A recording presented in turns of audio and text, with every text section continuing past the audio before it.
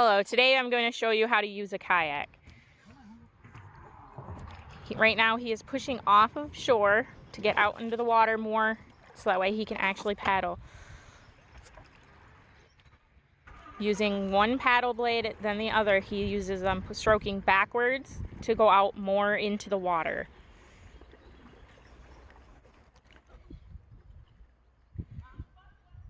Go ahead and try and turn around. To turn around, he uses one paddle in the water, and then he's going to stroke backwards to come back in. And that is how you use a kayak.